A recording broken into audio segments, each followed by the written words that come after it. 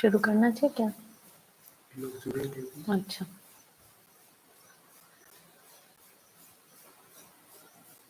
लोग जुड़े।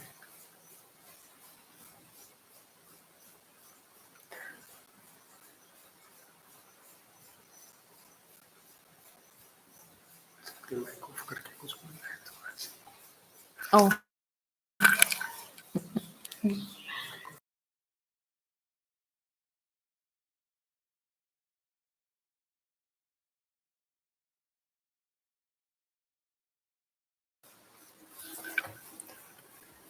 सभी को नमस्ते। हम लोग कल अध्याय 16 को प्रारंभ किए थे और पेज 117 तक पहुंचे थे।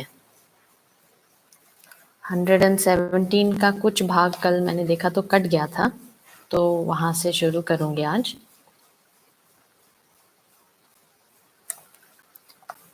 तो 117 का जो फर्स्ट बुलेट पॉइंट है वहां से लेते हैं। जो जिसका मूल्यांकन नहीं करेगा वह उसका सदुपयोग नहीं करेगा या नहीं कर सकेगा। अतः मानव के हर पक्ष का मूल्यांकन आवश्यक है।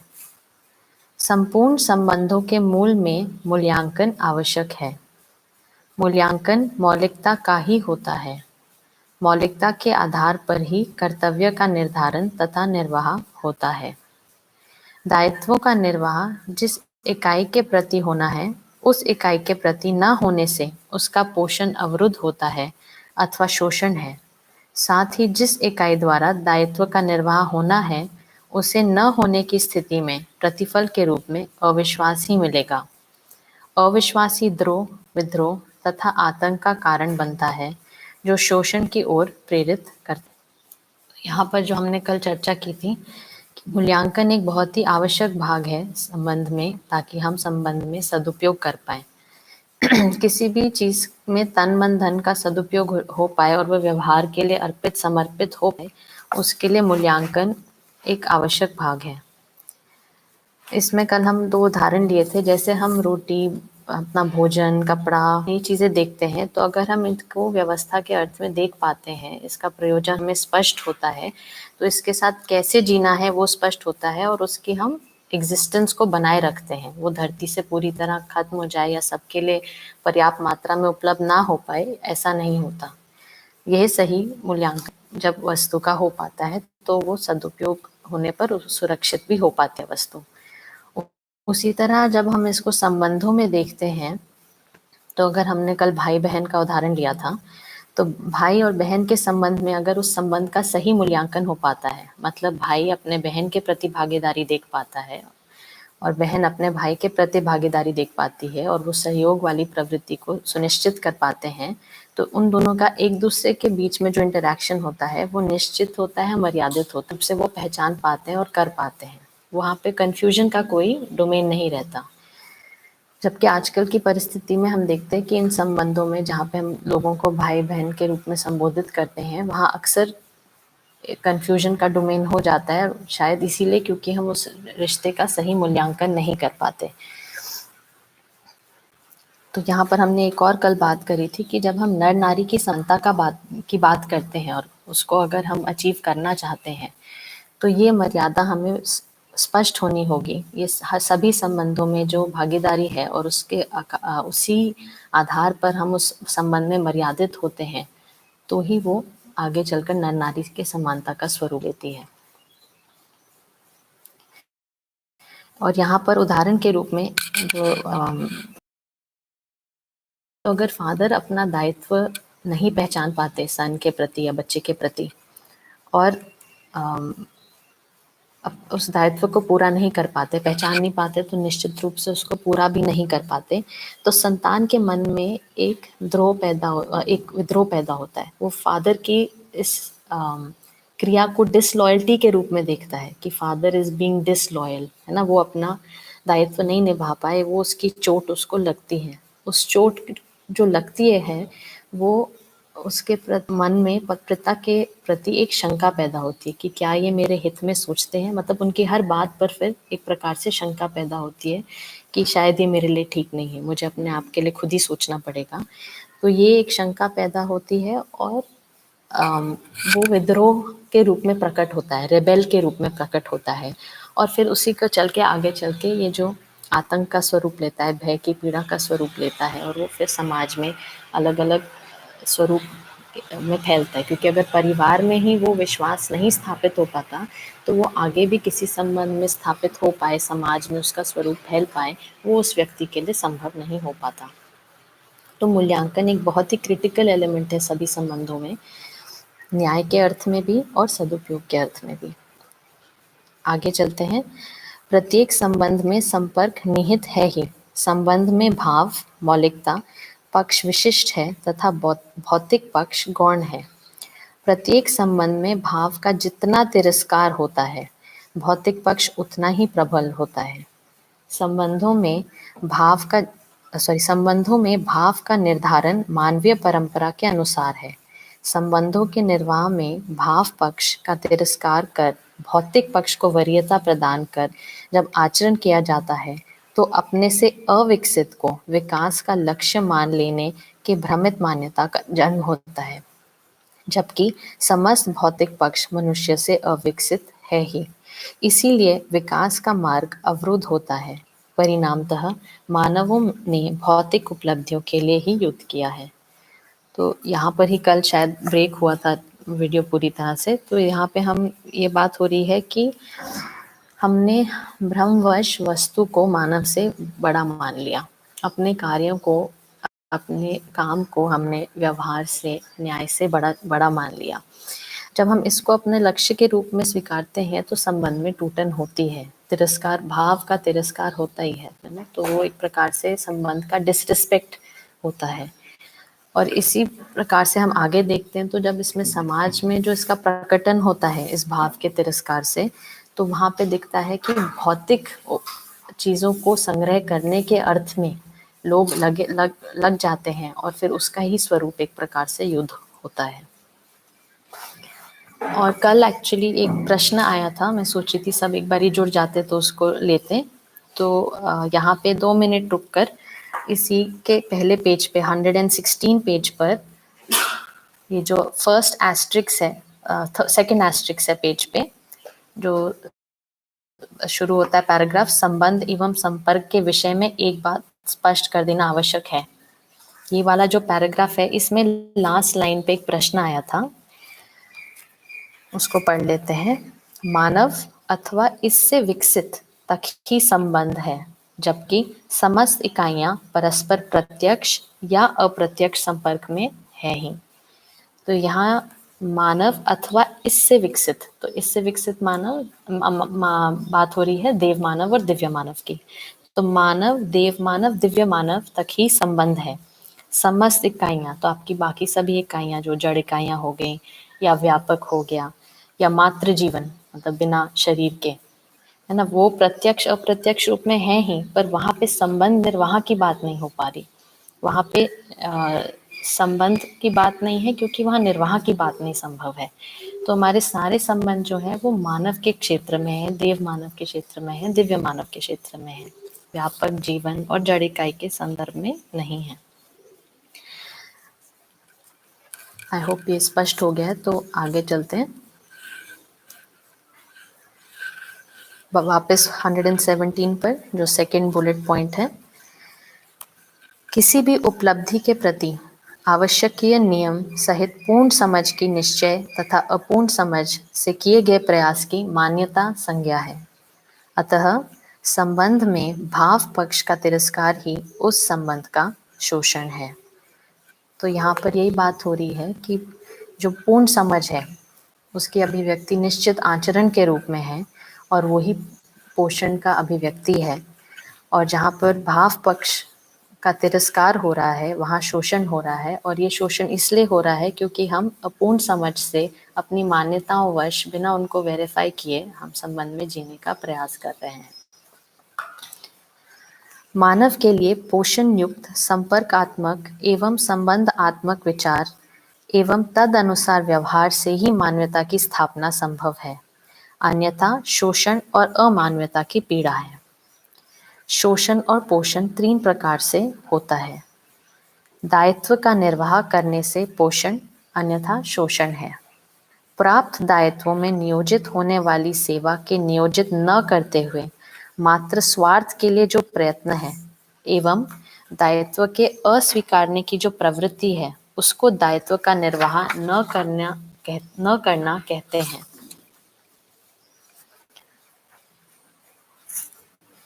तो यहाँ पर ये बात हो रही है कि जो पहला वाक्य है, मानव के लिए पोषण युक्त संपर्कात्मक एवं संबंधात्मक विचार एवं तदनुसार व्यवहार।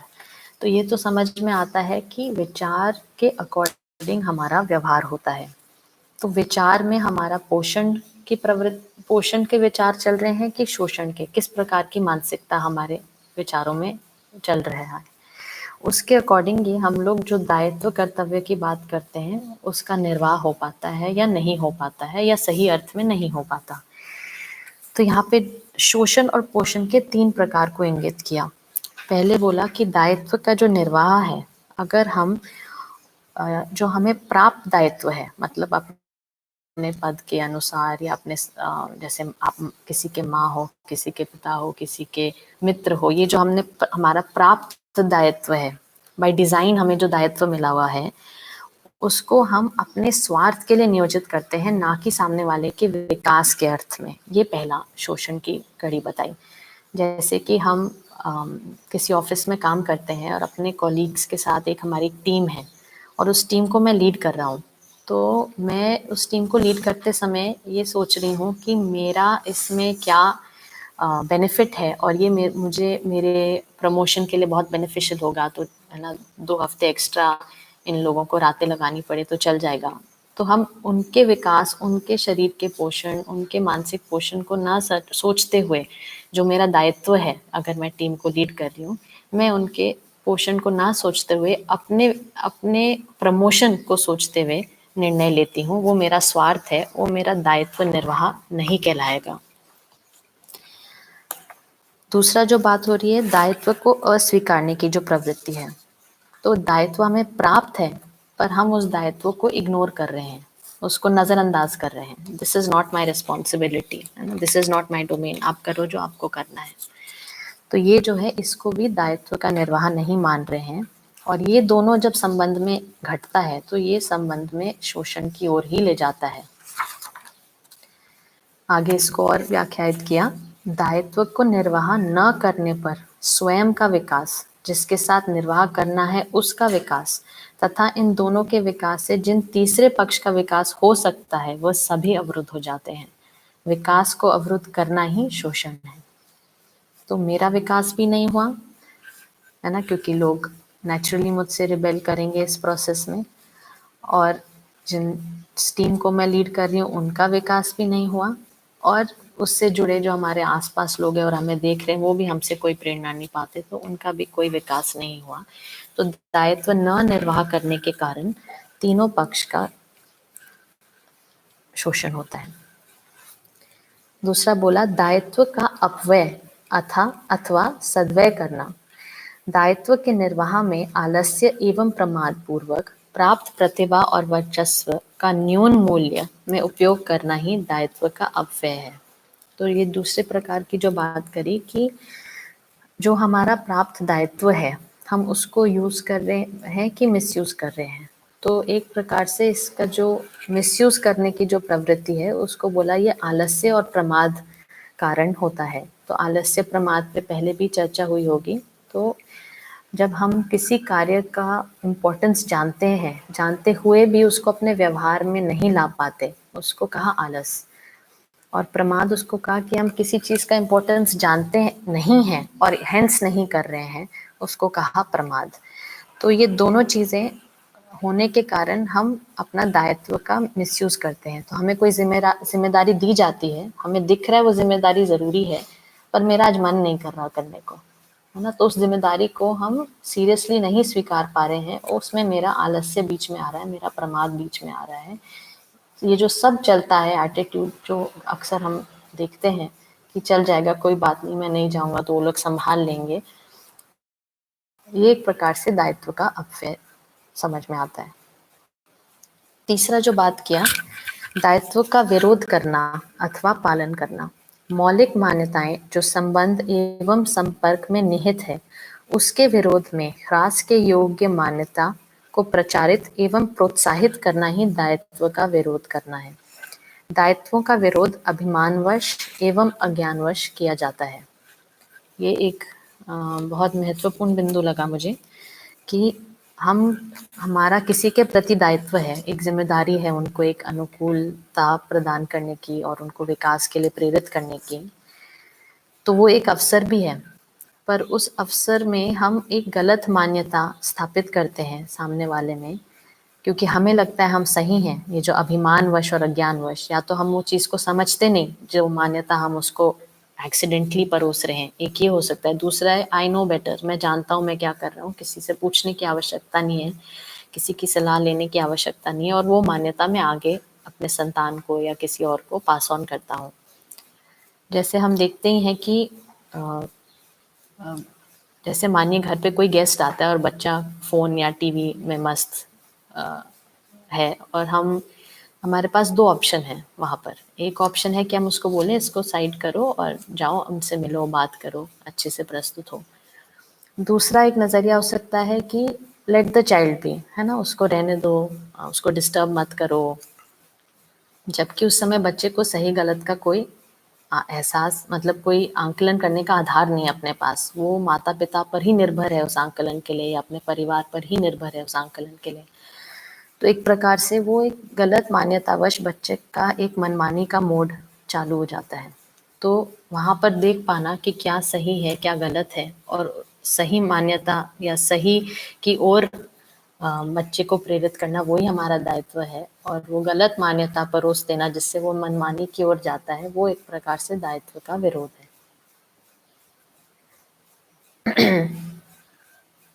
प्रत्येक इकाई के मूल में 3 बातें मुख्य होती हैं।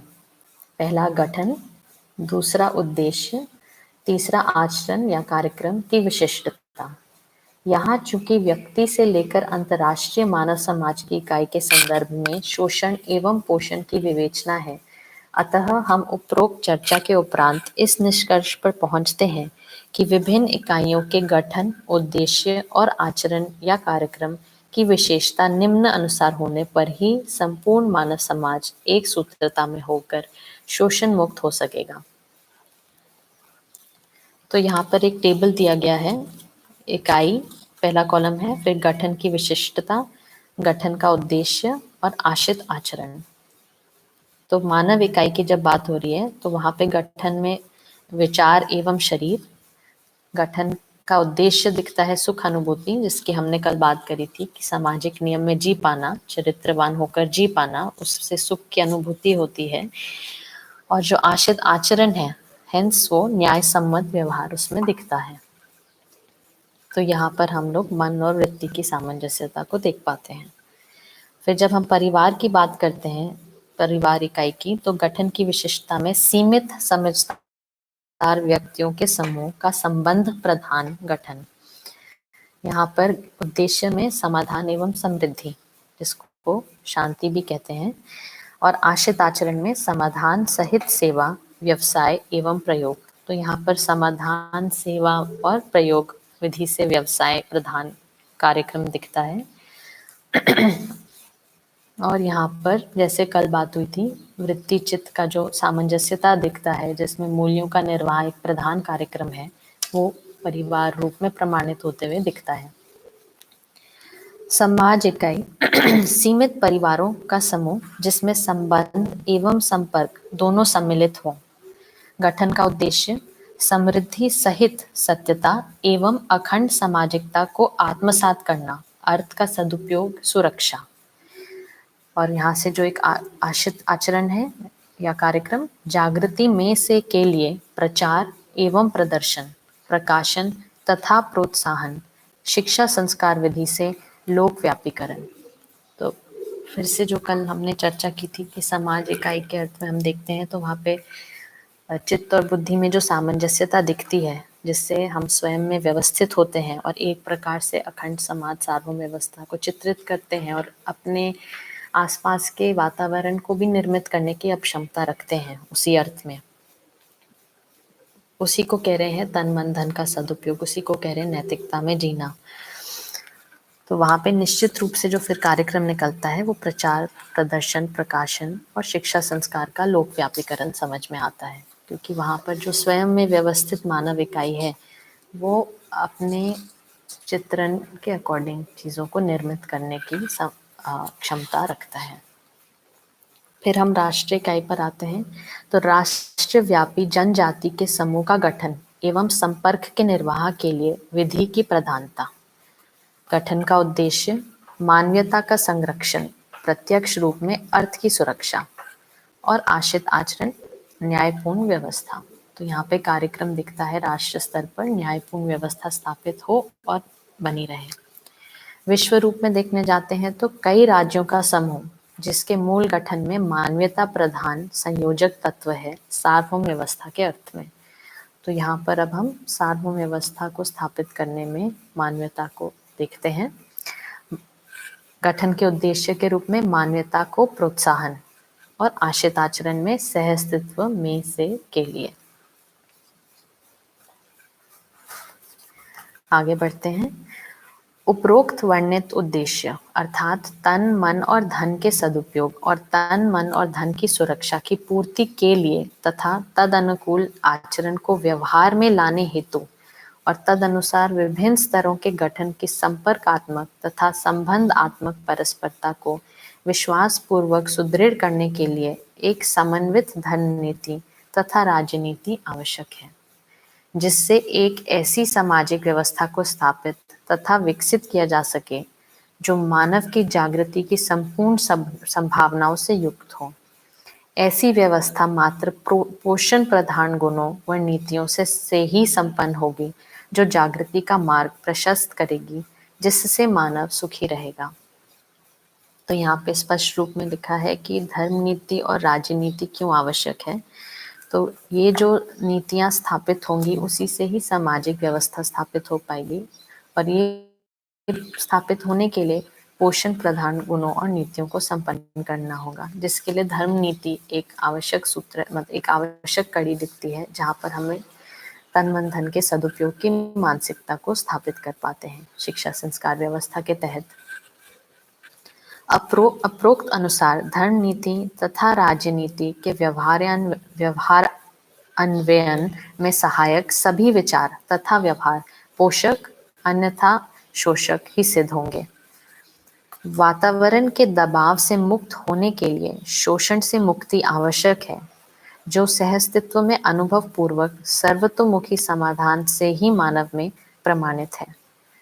तो एक बेसिक रिक्वायरमेंट जो यहाँ बोला कि धर्म नीति और राजनीति की सफलता के लिए है ना वातावरण के दबाव से मुक्त होकर जीना आवश्यक है, मतलब स्वतंत्रता पूर्वक जीना, ताकि आप स्वतंत्र होकर नीति निर्धारित कर पाए, ना कि किसी के दबाव प्रभाव में आके आप व्यवस्था के अर्थ में नीति निर्धारित कर पाए, संबंधों के समर्पण और अर्पण के अर्थ में नीति निर्धारित कर पाए, जहाँ पे सदुपयोग एवं सुरक्षा दोनों सुनिश्चित हो पाता है।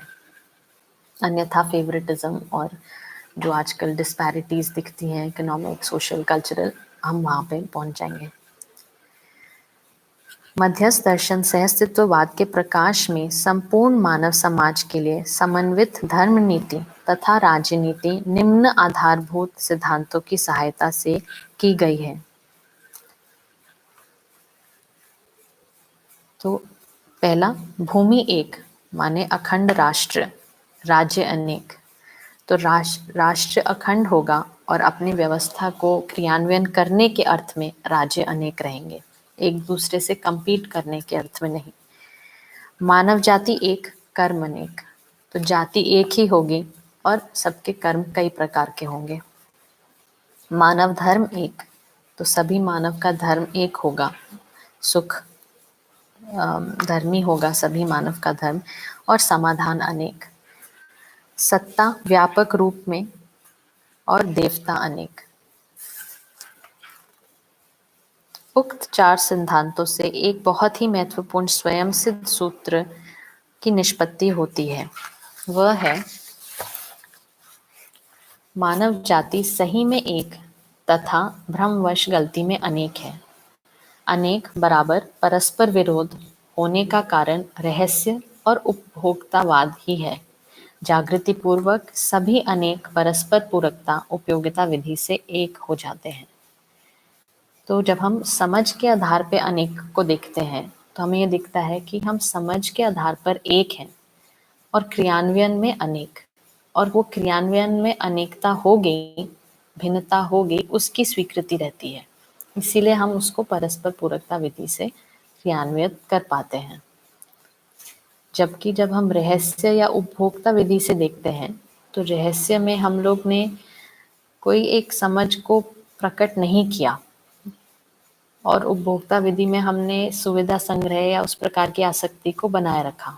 तो वहां पर अनेकता जो दिखती है वो विरोध के रूप में ही दिखती है, जबकि सहस्तित्ववादी विधि में दिखता है कि हमारा मत एक ही है, मानसिकता के रूप में हम एक ही हैं, और जब करने जाएंगे तो उसमें मानव की कर्म स्वतंत्रतावश भिन्नता रहेगी ही, और वो मुझे पूर्ण रूप में स्वीकार है। वो कोई लड़ाई झगड़ा कॉन्फ्लिक्ट का डोमेन नहीं है। डिस्कशन का डोमेन हो सकता है पर झगड़े का डोमेन नहीं बनता।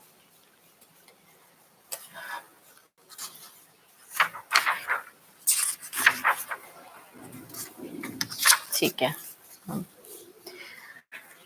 मानव धर्म नीति। तो यहाँ पर धर्म नीति की परिभाषा, आवश्यकता, लक्ष्य के बारे में बात है। तो धर्म नीति की परिभाषा, अर्थ की सदुपयोगात्मक नीति ही धर्म नीति है। इस पर हम काफी चर्चा कर चुके हैं। तो अर्थ जब बोल रहे हैं तो तन मन धन के रूप में, सदुपयोगात्मक नीति जब बोल रहे हैं तो ये समाज की गति के लिए है, संबंधों के लिए अर्पित समर्पित है, संबंधों में विकास के लिए है। मानव की सार्वभौमिक साम्य कामना सुख की अनुभूति हेतु मानव के समस्त संपर्क एवं संबंध के निर्वाह के लिए समाधान, समृद्धि, अभय व सहअस्तित्व सहज प्रमाण प्रस्तुत करने हेतु निश्चित कार्यक्रम की मानव धर्म नीति की संज्ञा है। तो यहाँ पर धर्म नीति में शिक्षा कार्यक्रम एक निश्चित कार्यक्रम दिखता है जिसमें हम तन मन धन का सदुपयोग करना सीख पाएंगे, समझ पाएंगे। धर्म नीति की आवश्यकता। मानव धर्म नीति सहज समझ तथा परिपालन इसलिए आवश्यक है कि मानव प्रयोग एवं उत्पादन द्वारा प्राप्त अर्थ तथा प्राप्त प्राकृतिक संपदा के सदुपयोग की कामना करता है। धर्म नीति का अध्ययन मानव के परस्परता में पाए जाने वाले संपर्क एवं संबंध का अध्ययन है, क्योंकि मानव संपर्क एवं संबंध से सुखी अथवा दुखी हो रहा है, न कि वस्तु वाहन आदि से। तो यहाँ बहुत स्पष्ट रूप से आया है कि धर्म नीति का अध्ययन, जो धर्म नीति का अध्ययन करने जाएंगे, उसको समझने जाएंगे, जीने जाएंगे, तो सदुपयोग की बात आएगी। अब सदुपयोग की बात आएगी तो वहाँ निश्चित रूप से हमारा संपर्क और संबंध का अध्ययन होगा कि क्या मैं संबंध को वस्तु से ज़्यादा वरीयता दे पा रहा हूँ, क्या मैं अपने व्यवहार को कार्य व्यवसाय से अधिक वरीयता दे पा रहा हूँ। तो ये अपने अध्ययन के लिए एक जगह दिखती है और यही धर्म नीति की आवश्यकता है। मतलब इसी कारण से धर्म नीति की आवश्यकता है कि हम ये इसका अध्ययन कर पाएं और इसको जी पाएं। आगे चलकर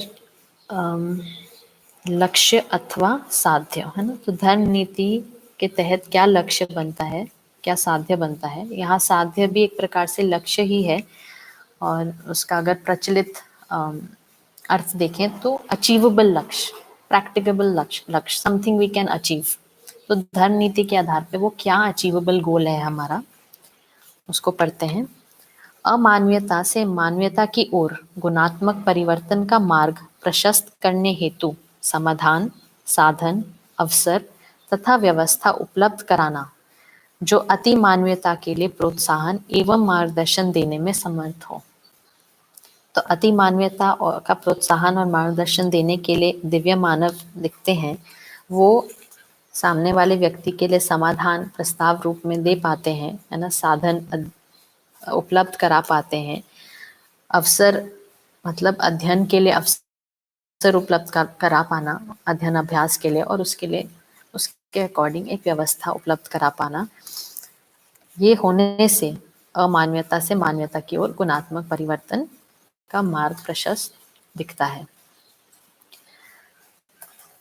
प्रत्येक मानव में साध्य को पाने, है ना, तो अपने गोल को पाने हेतु 3 बातों का होना अनिवार्य है। पहला साधक, दूसरा साधना, तीसरा साधन। साधक में लिखा है, प्रत्येक मानव को साधक की संज्ञा है। वह क्रम से व्यक्ति, परिवार, समाज, राष्ट्र तथा अंतर्राष्ट्रीय भेद से है। तो मानव को ही साधक माना, और मानव जब देखेंगे तो व्यक्ति, परिवार, समाज, राष्ट्र, अंतर्राष्ट्रीय स्तर पे जीता है।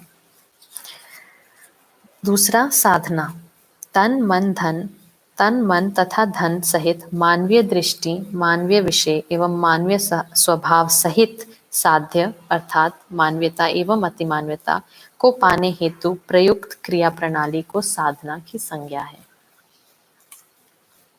तो साधना में क्या होता है, हम लोगों के लिए जो अध्ययन अभ्यास में लगे हुए हैं, हमारे लिए साधना क्या है?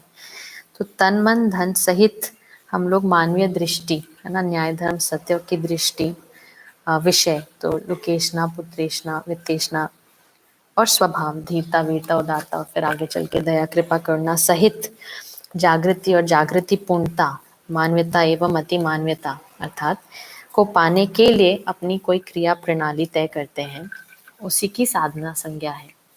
तो अध्ययन अभ्यास के लिए लगे रहना वही साधना है, वही एक प्रकार की तपस्या है। उसके लिए एक दृढ़ निष्ठा बनती है, जिसके लिए हम साधना में लगते हैं। तो बाबा जी की साधना की प्रक्रिया अलग रही, और उन्होंने अब हमारे लिए अध्ययन अभ्यास की साधना सामने प्रस्तुत की है। और उनकी तपस्या देखते हुए ये तो समझ में आता है कि ये एक लंबा कार्यक्रम है और इसमें तपना होगा ही, ये भी समझ में आता है। साथ में ये भी समझ में आता है कि ये तपना, जैसे कल बात हुई थी, एक जॉयफुल प्रोसेस रहेगा, इसमें पीड़ा रहेगी, टेंशन, तनाव रहेगा, ऐसा तो नहीं लगता। तपस्या भी रहेगी और उसमें मज़ा भी आएगा। ये मुझे एक मज़ेदार चीज़ लगती है क्योंकि तपस्या से हमेशा डरते थे, पर यहाँ आने के बाद तपस्या में मज़ा आने लगा। तीसरा बिंदु है साधन। तो तन मन व धन ही साधन है, सर्व मानव के लिए जागृति ही साध्य है। तो ये कई बार स्पष्ट हो चुका है कि साधन के रूप में हमारे पास अपना तन है, मन है और धन है, और सर्व मानव के लिए जागृति ही साध्य है, जागृति हमारा लक्ष्य है। साधन की प्रयुक्ति कायिक, वाचिक, मानसिक, कृत, कारित एवं अनुमोदित भेद से कुल 9 प्रकार की होती है। इन समस्त साधनों को 3 क्षेत्र में ही प्रयुक्त किया जा रहा है। पहला प्राकृतिक क्षेत्र, दूसरा सांस्कृतिक क्षेत्र और तीसरा बौद्धिक क्षेत्र। तो यहाँ पर जो तन मन धन की प्रयुक्ति की बात हो रही है, उसके यूज की बात हो रही है, तो उसमें 9 प्रकार बताए। तो कायिक, वाचिक, मानसिक, है ना, उसको जो हम कर रहे हैं, बोल रहे हैं, सोच रहे हैं, उसमें कृत, कारित, अनुमोदित, तो जो मैं कर रहा हूँ, स्वयं कर रहा हूँ कृत, दूसरे से करवा रहा हूँ कारित, और दूसरे को करने की उसकी सहमति दे रहा हूँ, वो है अनुमोदित। वाचिक में जो मैं स्वयं बोल रहा हूँ उसको कहा कृत, दूसरे से बुलवा रहा हूँ कारित, और दूसरे को बोलने की सहमति दे रहा हूँ अनुमोदित। मानसिक में जो मैं सोच रहा हूँ उसको कहा कृत, दूसरे से सोचवा रहा हूँ उसको कहा कारित, और दूसरे को सोचने की अनुमति दे रहा हूँ, मतलब एक प्रकार का वातावरण ऐसा उपलब्ध कर रहा हूँ जिसमें वो वैसा ही सोचेगा, इस प्रकार से वो मेरी सहमति है उसमें। तो ये 9 प्रकार के हमें दिखते हैं इसके यूज, जहाँ पे हमारा तन मन धन नियोजित होता है। तो ये तन मन धन को 3 क्षेत्र में यूटिलाइज किया जाता है ना, जो ये बोल रहे हैं, इन समस्त साधनों को 3 क्षेत्रों में ही प्रयोग किया जा रहा है। पहला प्राकृतिक, जिसमें आपका उत्पादन विनिमय दिखता है। सांस्कृतिक, जिसमें आपका समाज का पूरा क्षेत्र दिखता है, जहाँ फिर से एक बारी हम सामाजिक नियम तहत जीते हैं। और बौद्धिक क्षेत्र, जो जागृति के अर्थ में लगता है, जहाँ पे बौद्धिक नियम हमें दिखता है। तो प्राकृतिक, सांस्कृतिक और बौद्धिक क्षेत्र को हम तीनों नियम के तहत भी देख सकते हैं। प्राकृतिक नियम के अर्थ में प्राकृतिक क्षेत्र में नियोजित होना, सामाजिक नियम के तहत सांस्कृतिक क्षेत्र में नियोजित होना, और बौद्धिक नियम के तहत बौद्धिक क्षेत्र में नियोजित होना। सहअस्तित्व व सामाजिकता का अध्ययन व्यक्ति के जागृति एवं व्यवहार के संदर्भ में ही है। तो यहाँ पर जैसे इसकी हेडिंग है लक्ष्य अथवा साध्य, तो यहाँ पे हम अब मानव लक्ष्य की ओर बढ़ रहे हैं। तो सहस्तित्व व सामाजिकता, तो अपना सहस्तित्व व अभय, एक प्रकार से जो मानव लक्ष्य के दो बिंदु हैं, का अध्ययन व्यक्ति के जागृति एवं व्यवहार के संदर्भ में ही है। तो ये अपने से कोई दूर की बात नहीं हो रही, जो अनअचीवेबल गोल हम लोग कई बार बनाते हैं, ये बिल्कुल अचीवेबल है, वो अध्ययन पूर्वक अचीवेबल है, और ये जागृति एवं व्यवहार के ही संदर्भ में है, सहस्तित्व और सामाजिकता। फिर आगे है, मानव धर्म नीति का अध्ययन अपेक्षाकृत ढंग से ही संभव है। वह है अति मानवता की अपेक्षा में मानवता का अध्ययन तथा अति मानवता एवं मानवता की अपेक्षा में अमानवता की समीक्षा। यह सह-अस्तित्व, सामाजिकता, समृद्धि, समाधान, संतुलन, सचरित्रता एवं सुख, शांति, संतोष, आनंद के उद्देश्य से किया जाता है, और यही मानव की अध्यांत आकांक्षा है। तो यहाँ पर फिर से जो हम धर्म नीति की प्रकार से लक्ष्य की ओर जो गति बनती है, धर्म नीति को समझने से जो बनती है, उसका जो पहला वाक्य है मुझे बहुत रेलेवेंट लगा। मानव धर्म नीति का अध्ययन, जब इसका हम अध्ययन करना चाहते हैं तो वो अपेक्षाकृत ढंग से ही संभव है। मतलब हमारी क्या अपेक्षा है उसको देखेंगे तो उसी के अकॉर्डिंग हमारा अध्ययन होगा, तभी हम अति मानवता की अपेक्षा में मानवता को पाएंगे और मानवता की अपेक्षा में अमानवता की समीक्षा कर पाएंगे। तो जब हम अध्ययन करने जाते हैं तो हमारा जो मन है वो कहाँ लगता है, उसका एक बारी निरीक्षण करना आवश्यक लगता है। तो जो हमने मन और वृत्ति की सामंजस्यता की बात करी थी, वहाँ मुझे जो समझ में आता है कि अगर हमारा मन सामाजिक नियम के अर्थ में लगता है, मतलब मानिए हम उसको तुरंत अभी जी नहीं पा रहे, बट स्वधन में ही मेरा मन लगता है, स्वनारी स्वपुरुष से ही मेरा मन लगता है, और दयापूर्ण कार्य व्यवहार में ही मेरा मन लगता है, अन्यथा मुझे ठीक नहीं लगता और मैं उसको स्वीकृत कर चुका हूँ। ये जब होता है तभी मन प्रत्यावर्तित होता है और वृत्ति से संचालित होता है। ये जो प्रत्यावर्तन है ये अध्ययन के लिए बहुत ही आवश्यक कड़ी है, ऐसा मैं इसको मानती हूँ। तो मिनिमम सामाजिक नियम की अपेक्षा, यहाँ पे ही अमानवता की समीक्षा हो पाती है, यहाँ ही पर धन, पर नारी, पर पुरुष, पर पीड़ा की समीक्षा हो पाती है। फिर हमारी आगे की कड़ी होती है जहाँ हम मानवता और अति मानवता के लिए आगे बढ़ पाते हैं।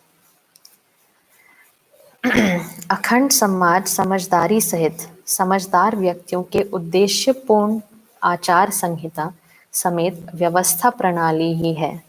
अखंड समाज में व्यक्ति संपर्क एवं संबंध द्वारा जुड़ा हुआ है। तो यहाँ पे धर्म नीति का जो फैलाव है वो अखंड समाज तक दिखेगा, ये समझ में आता है।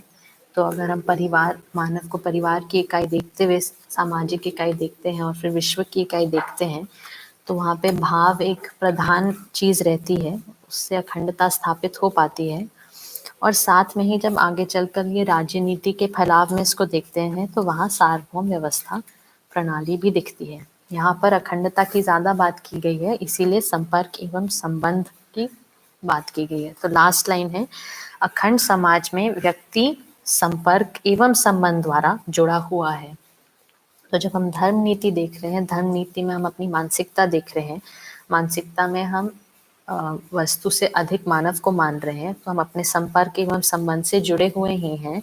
तो यहाँ पर आगे चलकर ये संबंध कितने प्रकार के हैं और इसमें क्या मानसिकता डेवलप होती है या क्या मानसिकता व्यवस्था पूर्वक मानी जाएगी, उसका विवरण है। तो धर्म नीति का फैलाव तन मन धन के सदुपयोग के लिए 7 संबंध के अर्थ में यहाँ पे परिभाषित है। आगे बढ़ते हैं। मानव समाज में परस्पर निम्न संबंध दृष्टिगोचर होता है। तो ये हम सभी देख सकते हैं, उस प्रकार से दृष्टिगोचर होता है। पिता माता एवं पुत्र पुत्री संबंध पहला, दूसरा पति पत्नी संबंध, तीसरा गुरु और शिष्य संबंध, चौथा भाई और बहन संबंध, पांचवा साथी सहयोगी संबंध, छठा व्यवस्था और समग्र व्यवस्था संबंध, और सातवां मित्र संबंध। यहाँ पे अगर हम संपर्क एवं संबंध को फैलाने जाएं तो पहले 5 में डेफिनेटली संबंध काफी दिखता है और छठे और सातवें में संपर्क की भी काफी संभावना दिखती ही है। पहला, पिता माता एवं पुत्र पुत्री संबंध। माता पिता के संबंध में पुत्र पितृ के साथ मातृ भाव में शरीर भाव प्रधान रहता है तथा पितृ संबंध में बौद्धिक विकास की भावना प्रधान रहता है। मूल रूप में माता पोषण प्रधान तथा पिता संरक्षण प्रधान स्पष्ट है। माता पिता की पहचान हर मानव संतान किया ही रहता है। शिशु काल की स्वस्थता का यह पहचान भी है ना। तो शिशु अपने माता पिता को पहचान पाए, ये उसकी स्वस्थता का पहचान का बिंदु है। अतएव माता पिता जिन मूल्यों के साथ प्रस्तुत होते हैं वह ममता और वात्सल्य है। ममता मूल्य के रूप में, पोषण प्रधान क्रिया होने के रूप में या कर्तव्य होने के रूप में स्पष्ट है। इसीलिए माँ की भूमिका ममता प्रधान वात्सल्य के रूप में समझ में आती है। ममता मूल्य के धारक वाहक ही स्वयं में माँ है तथा पिता वात्सल्य प्रधान ममता के रूप में समझ में आता है। तो यहाँ पर एक भावपूर्ण व्यवस्था की बात हो रही है। मतलब कभी कभी ऐसे भास हो सकता है कि यहाँ ये पेट्रियार्कल तो नहीं है कि माँ को ममता प्रधान और पिता को वात्सल्य प्रधान, है ना। पिता बौद्धिक पक्ष दिखेगा और माँ दूसरा पक्ष दिखेगी। तो यहाँ समझ में आता है कि एक भावपूर्ण व्यवस्था है। इसमें एक तो भाव प्रधान बात है, दूसरा व्यवस्था प्रधान बात है। तो स्वाभाविक ही दिखता है कि ममत्व वाला भाग माँ से पूरा होगा, क्योंकि माँ अपने संतान से शरीर रूप से भी कुछ वर्ष तक जुड़ी रहती है। तो ममत्व में शरीर के पोषण की एक महत्ता है जो जागृति के लिए अनिवार्य है। शरीर स्वस्थता होना जागृति का एक बहुत अनिवार्य भाग है, नहीं तो जो अध्ययन अभ्यास की कड़ी है वहां पे हम कहीं चूकते हैं। तो माँ का कर्तव्य में ये होना स्वाभाविक है। शरीर के पोषण के लिए शरीर की पहचान होना, स्वास्थ्य की समझ होना, ये बड़े काम है। इसको करा पाना, अपने पहले खुद समझना और अपने शिशु तक, वो जब वो युवा अवस्था में जाता है उस तक उसको पहुंचा पाना, उसमें भी बौद्धिक पक्ष जुड़ा ही हुआ है, वो भी एक बड़ा काम है। तो यहाँ पे इस काम को कम ज्यादा के रूप में नहीं पर एक पूरकता के रूप में देखा जाता है। और निश्चित रूप से माँ की शुरू में शारीरिक वाला जो भाग है बच्चे के लिए वो अधिक रहता है। अभिभावक संतान का अभ्युदय ही चाहता है, कुछ आयु के अनंतर इसका प्रमाण भी चाहते हैं। तो अभिभावक अपने संतान के अभ्युदय के अर्थ में ही लगा हुआ है ना। मतलब सर्वतोमुखी समाधान के अर्थ में ही लगा हुआ है। और कुछ आयु के बाद केवल समझाना नहीं बट उसके प्रमाण को भी अपने शिशु में देखना चाहता है एक आयु के बाद। माता एवं पिता हर संतान से उनकी अवस्था के अनुरूप प्रत्याशा रखते हैं। उदाहरणार्थ, शैशव अवस्था में केवल बालक का लालन पालन ही माता पिता का पुत्र पुत्री के प्रति कर्तव्य एवं उद्देश्य होता है तथा इस कर्तव्य के निर्वाह के फलस्वरूप वह मात्र शिशु की मुस्कुराहट की ही अपेक्षा रखते हैं, है ना। तो कम उम्र में जब वो शिशु है तो तब मात्र उनकी मुस्कुराहट ही पिता और माता के लिए तृप्तिदायक होता है। फिर आगे चलकर जो वो प्रमाण किस कामना रहती है उस पर चर्चा है। कौमार्य अवस्था माने अपने एक तरह से 12 साल के बाद टीनेज जो एज है वो जब चालू होता है। और एक बाबा जी इसको डिफाइन भी किए कि शैशव अवस्था मतलब जहाँ जो अवस्था काम वासना से मुक्त है ना। तो शिशु के लिए एक प्रकार से उसका लालन पालन, खेलना खिलाना और उसके साथ समय लगाना और उसकी मुस्कुराहट ही पर्याप्त है। बट कौमार्य अवस्था एक ऐसी स्टेज है जहाँ पे एक समझ का एक भाग आवश्यक हो जाता है। तो कौमार्य अवस्था में किंचित शिक्षा एवं भाषा का परिमार्जन चाहते हैं। तो शिक्षा एक अनिवार्य भाग हो जाता है कि वो एक ऐसे लाइफ स्टेज में आता है जहाँ अलग प्रकार की उसमें शारीरिक बदलाव भी आते हैं जिसके कारण कुछ मानसिक बदलाव भी आते हैं और उसकी मानसिक प्रोसेसिंग पावर वगैरह उस सब की क्षमता बढ़ती ही है। वो और प्रोसेस कर पाता है और चीज़ों का समीक्षा करना शुरू कर देता है। उस प्रकार से भी शिक्षा एवं भाषा का परिमार्जन चाहते हैं। तो भाषा में भी आचरण झलके वो एक महत्वपूर्ण भाग होता है। इसी इसी अवस्था में आज्ञा पालन प्रवृत्ति, अनुशासन, शुचिता, संस्कृति का अनुकरण, परंपरा के गौरव का पालन करने की अपेक्षा होती है। तो कौमार्य अवस्था में ये आज्ञा पालन की प्रवृत्ति दृढ़ हो चुकी हो अनुशासन की प्रवृत्ति, शुचिता की प्रवृत्ति मतलब स्वच्छता की, स्वस्थता की, संस्कृति का अनुकरण, तो जो संस्कार घर में है, समाज में है, उसका अनुकरण, परंपरा के गौरव का पालन, तो परंपरा में जो श्रेष्ठताएं दिखती हैं उसको स्वीकारना, उसको जीना, जैसे कि भाषा की श्रेष्ठता दिखती है या टेक्नोलॉजी की कोई एक श्रेष्ठता दिखती है तो उसको स्वीकारना, उसका पालन करना, ये अपेक्षा होती है। उसका विरोध करना ये अपेक्षा नहीं होती। कुमारी अवस्था के अनंतर संतान में उत्पादन सहित उत्तम सभ्यता की कामना करते हैं। सभ्यता के मूल में हर माता पिता अपने संतान से कृतज्ञता अर्थात गौरवता पाना चाहते हैं तथा केवल इस एक अमूल्य निधि को पाने के लिए तन मन एवं धन से संतान की सेवा किया करते हैं। संतान के लिए हर माता पिता अपने मन में अभ्युदय तथा समृद्धि की ही कामना रखते हैं। इन सब के मूल में कृतज्ञता की वांछा रहती है। जो संतान माता पिता एवं गुरु के कृतज्ञ नहीं होते उनका कृतज्ञ होना अनिवार्य है, जिससे वह स्वयं क्लेश परंपरा को प्राप्त करते हैं और दूसरों को भी क्लेशित करते हैं। तो यहाँ समझ में आता है कि जैसे भी माता पिता हैं उनके लिए कृतज्ञता एक बहुत ही मूल तत्व है, जिसको वो पाने के लिए अपना तन मन धन नियोजित कर देते हैं अपने संतान के अभ्युदय के अर्थ में। यहाँ हम लोग ये भी रूम रख रहे हैं कि मानिए उनको अभ्युदय का अर्थ नहीं भी मालूम है, पर वो अपने तन मन धन का पूरा सदुपयोग करते हैं और बच्चा ये पहचान पाए, उसके प्रति कृतज्ञ हो पाए, वो गौरवता महसूस कर पाए, श्रेष्ठता की पहचान कर पाए, उसके प्रति सम्मान कर पाए, ये एक बहुत ही अहम कड़ी है। क्योंकि ये कड़ी नहीं जोड़ना मतलब बच्चे में अहंकार होना कि मैंने जो पाया है वो अपने मेहनत से पाया है, वो मेरा अपना इंडिविजुअल एफर्ट है, उसमें दूसरे का कोई भागीदारी नहीं है। वो बात वहाँ जाकर इंडिविजुअलिज्म या व्यक्तिवाद में जाकर बैठ जाती है, ना कि सहअस्तित्ववाद में। तो यहाँ पर बहुत स्पष्ट रूप में लिखा है, अगर संतान कृतज्ञ नहीं हो पाती तो ऐसा नहीं कह रहे हैं कि शायद वो कृतज्ञ अभी समझी नहीं है और कृतज्ञ शायद हो जाएगी। अगर वो कृतज्ञ नहीं है तो वो उसका ऑपोजिट ही है जिसको कृतज्ञता कह रहे हैं। और कृतज्ञता एक प्रकार से व्यक्तिवाद का ही प्रकाशन है और कृतज्ञ होने से हम खुद पीड़ित और दुखी होते हैं और परंपरा में भी वही फैलाते हैं। तो माता पिता अभ्युदय को पहचान पाए, अपने संतान के लिए जो तन मन धन का नियोजन करते हैं वो अभ्युदय के अर्थ में कर पाए, तो ये तो समझ में आता है कि संतान कृतज्ञ होगा ही, और कृतज्ञ होगा ही तो उसमें वो अहंकार का भाव नहीं स्थापित होकर वो समाज के लिए अपने शक्तियों को अर्पित कर पाएगा, ऐसा समझ में आता है। पति पत्नी संबंध। दाम्पत्य जीवन की चरम उपलब्धि एक मन और दो शरीर होकर व्यवहार करना है।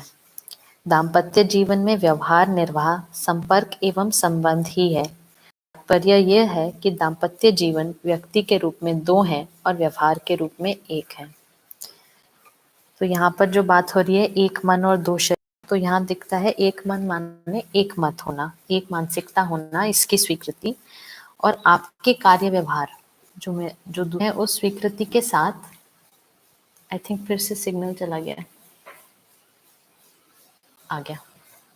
तो एक मन और दो शरीर की जहाँ बात है तो वहाँ एक मत होने की बात है, एक मानसिकता, एक कॉमन मानसिकता होने की बात है, जहाँ पर हम जब ये स्वीकारते हैं कि सामने वाला मेरा पति या मेरी पत्नी जो कार्य व्यवहार कर रही है, जो निर्णय पूर्वक कार्य व्यवहार कर रही है, उसके प्रति मेरी पूर्ण स्वीकृति है और उस फल परिणाम के प्रति भी पूर्ण स्वीकृति है। एक मन और दो शरीर अनुभव करने के लिए दोनों पक्ष द्वारा निर्विरोध पूर्वक अपने संबंध एवं संपर्क का निर्वाह करना ही अवसर, आवश्यकता तथा उपलब्धि है। तो पति पत्नी संबंध में एक प्रकार से हमें हर चीज का अभ्यास करने का अवसर मिलता है। फाइनली वो अभ्यास अच्छा होता है तो वो सभी संबंध एवं संपर्क में हो पाता है। तो एक मन और दो शरीर पति पत्नी में बेशक शुरू होता है, पर वो पूरे परिवार के लिए और आगे चलकर कुटुंब के लिए भी फैलता है। पर उसका अभ्यास प्रारंभिक रूप में और काफी अच्छे समय तक वो पति पत्नी के साथ दिखता है और फिर उसका फैलाव होता है। जहाँ तक मान सम्मान, प्रतिष्ठा, आदर और यश का प्रश्न है, वह पति अथवा पत्नी दोनों में सम्मिलित रूप से रहता है तथा उनमें से किसी एक को भी मिलने पर दूसरे पक्ष में वह समान रूप में बंटता ही है और इसकी स्वीकृति भी है। पति पत्नी के रूप में दो शरीर एक मन होने का यही प्रमाण है। तो यहाँ पर जो मान सम्मान है वो केवल पति के लिए या केवल पत्नी के लिए नहीं है, उन दोनों को एक इकाई के रूप में ही पहचाना जा रहा है और वहाँ पर कोई दोनों के बीच में कोई कंपटीशन नहीं है। ये एक स्वीकृति है कि जो मुझे मिल रहा है वो समाज में हम दोनों को ही मिल रहा है और आगे चलकर ये पूरे परिवार के रूप में भी प्रमाणित होता है कि जो भी सम्मान मिल रहा है वो पूरे परिवार को मिल रहा है। तो इस जिम्मेदारी पूर्वक भी व्यक्ति आगे क्रियान्वित होता है अपने कार्य व्यवहार में। साथ में ये भी दिखता है कि पति पत्नी एक दूसरे के रिप्रेजेंटेटिव हैं। तो जो काम पति कर रहा है वो मान के चल रहे पति पत्नी भी उसमें शामिल है ही। तो दोनों को हर कार्य साथ में फिजिकली करना हो ऐसा नहीं दिखता, पर एक कर रहा है तो दूसरा उसमें शामिल है ही, वो समझ में आता है।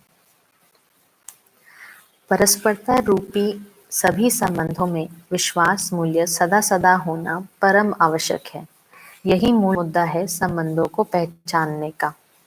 सभी संबंध अथवा स्थापित संबंध पहचान में होने के उपरांत शरीर काल तक निर्वाह होने की बात आती है। यही जागृत मानव परंपरा का प्रमाण है। संबंधों में से एक महत्वपूर्ण संबंध पति पत्नी संबंध है।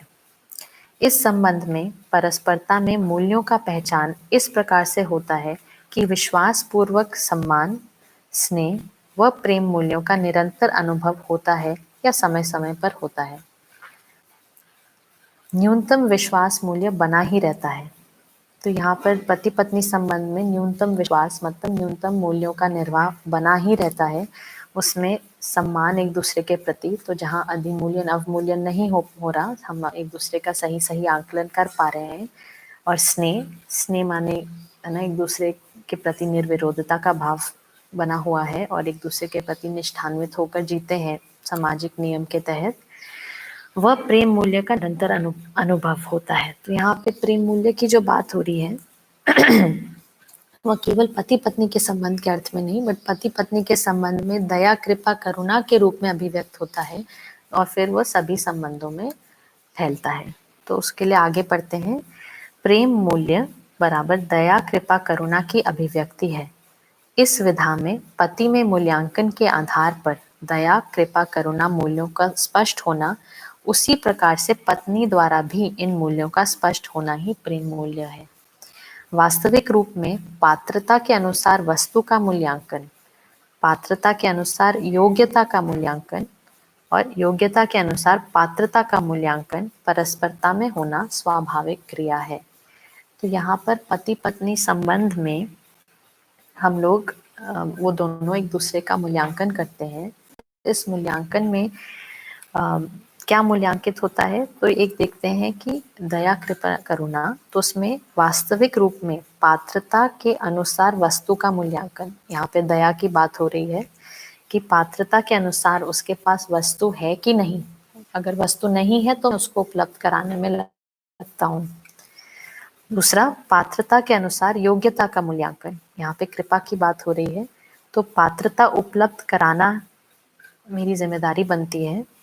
फिर आगे बात हो रही है योग्यता के अनुसार पात्रता का मूल्यांकन परस्परता में होना स्वाभाविक क्रिया है। यहाँ पे करुणा की बात हो रही है कि जहाँ पे पात्रता व वस्तु दोनों उपलब्ध नहीं है तो उसको उपलब्ध कराने में अपना तन मन धन मैं नियोजित करता हूँ। ये एक दूसरे के प्रति जो शक्तियों का नियोजन है, इसको कहा प्रेम। तो इसका प्रारंभिक स्वरूप यहाँ दिखता है और फिर पूरे में फैलता है। यह नित्य नैमित्तिक है। नित्य मूल्यांकन का तात्पर्य हम मूल्यांकन में अभ्यस्त हो गए। तो जैसे पहले कहा, पति पत्नी संबंध वो एक स्थली है जहाँ पे इन सब का अभ्यास होता है। तो मूल्यांकन का अभ्यास, क्योंकि पति पत्नी लगभग हर कई चीजों में इकट्ठे भागीदार रहते हैं, तो वो व्यवस्था में भागीदारी का एक अहम संबंध है और वहाँ पे क्योंकि एक साथ भागीदार हैं तो उसका मूल्यांकन भी होना आवश्यक है।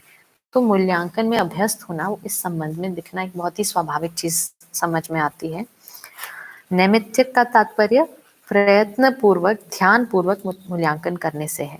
तो यहाँ पर पति पत्नी संबंध में हम ध्यान पूर्वक एक दूसरे का मूल्यांकन करें, दया दया कृपा करुणा के अर्थ में देखें उसको, ना कि जो अभी हमारा होता है कि एक बैगेज बन जाता है, दूसरा कुछ बोलना शुरू करता है और वो क्यों बोल रहा है और उसका क्या नतीजा होगा उसको हम पहले ही एक बॉक्स में बना के रखते हैं और हमारा सुनना बंद हो जाता है। तो यहाँ पे हम बैगेज फ्री होकर एक दूसरे को सुनते हैं और डेली एक दूसरे को ध्यानपूर्वक इवैल्यूएट कर पाते हैं और एक दूसरे के इम्प्रूवमेंट के लिए हम अवसर भी उपलब्ध करा पाते हैं, एक दूसरे को स्पेस भी दे पाते हैं। इसी का नाम हुआ दया कृपा करुणा, कि स्पेस भी दे पाना और साथ में अवसर भी अपने भी हो पाता है, समाज में भी हो पाता है।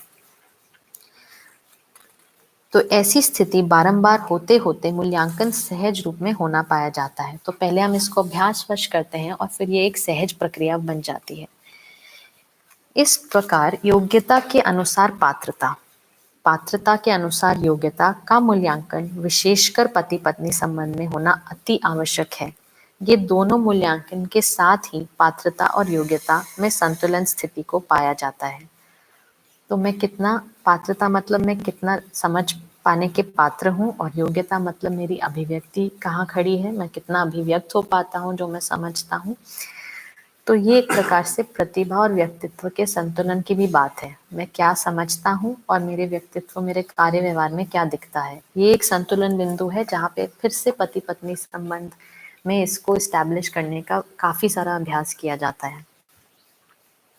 तीसरी विधि से पति या पत्नी अथवा दोनों में योग्यता पात्रता हो ही नहीं, ये दाम्पत्य जीवन अथवा किसी भी प्रौढ़ युवा में संभव ही नहीं है। तो किसी के पास पात्रता ना हो, योग्यता ना हो, ऐसा संभव ही नहीं है।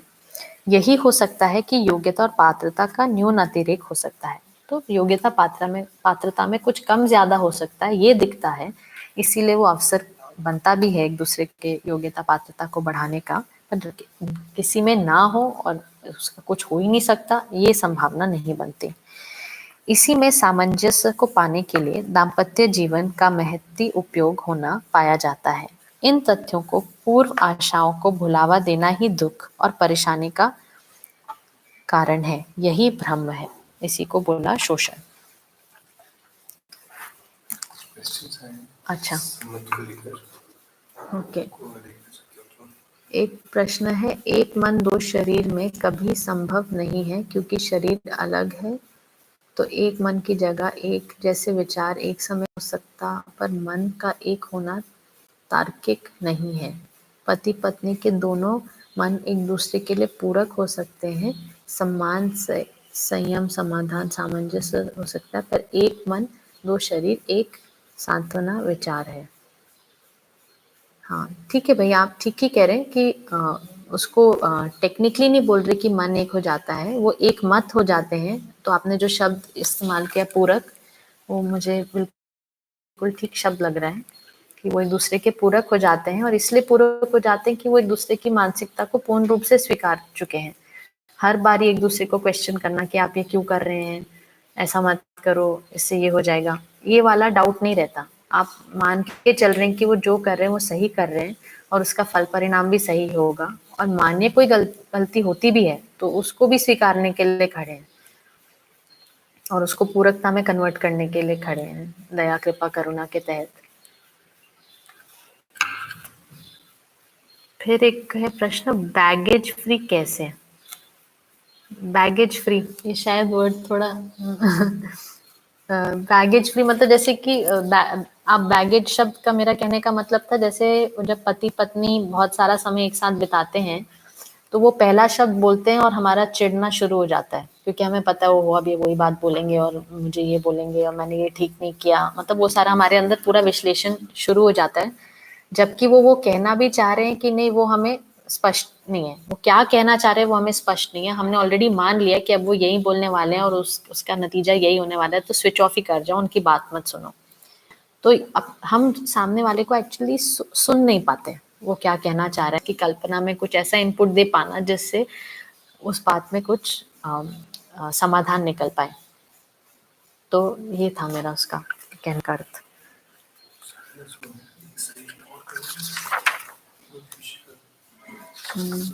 कर सकते हैं एक्चुअली, गुरु और शिष्य संबंध एक पूरा कर लेते हैं, उसमें कुछ ज्यादा है नहीं कहने को, काफी स्पष्ट लिखा है।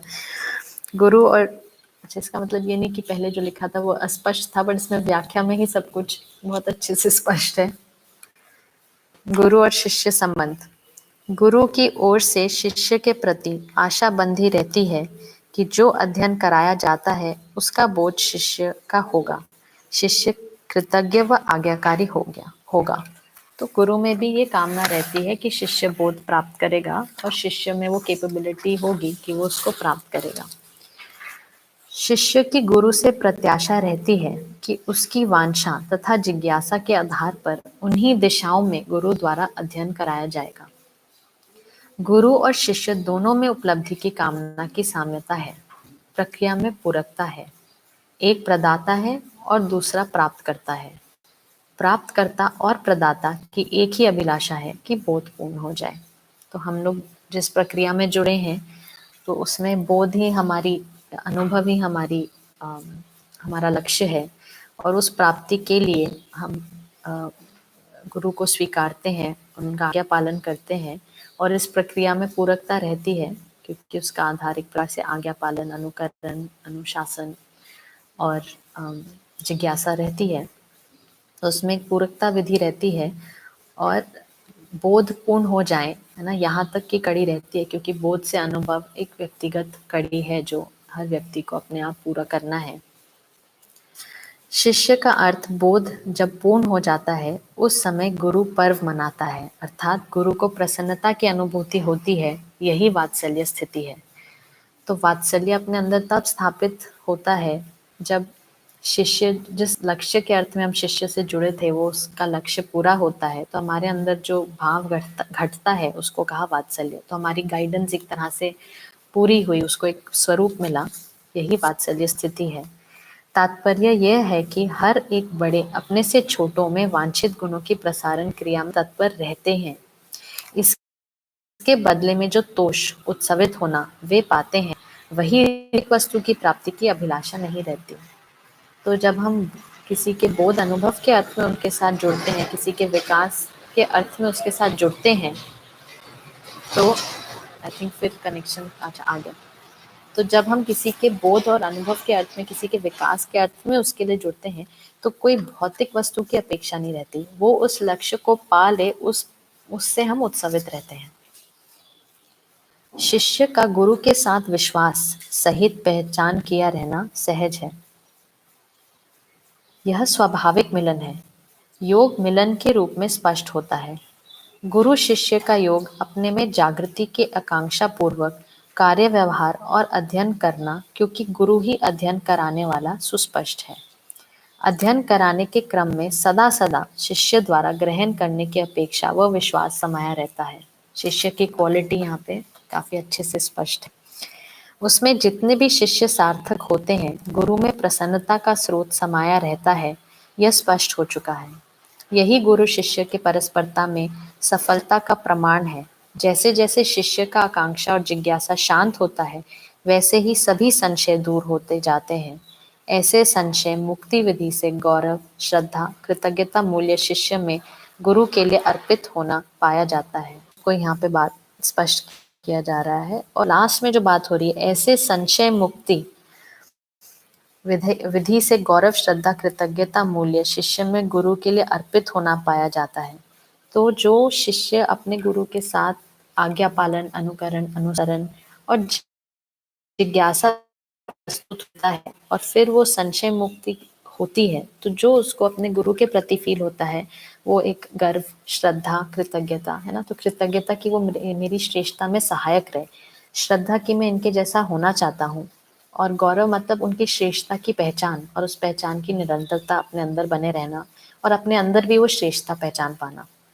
ये सभी गौरव, श्रद्धा और कृतज्ञता से जुड़ा हुआ है। तो गुरु शिष्य संबंध को यहाँ पे हम क्लोज करते हैं। तो इसको यहीं रोके। एक तो कमेंट से जोड़ लेंगे। अच्छा, उधर भैया का है, योगेश उपाध्याय का है। अच्छा, ठीक है, यानी मन, ठीक है। सभी का धन्यवाद। अब 3:30 बजे आपको अंकित मिलेंगे इसी को आगे बढ़ाते हुए पेज 124 में भाई बहन संबंध से।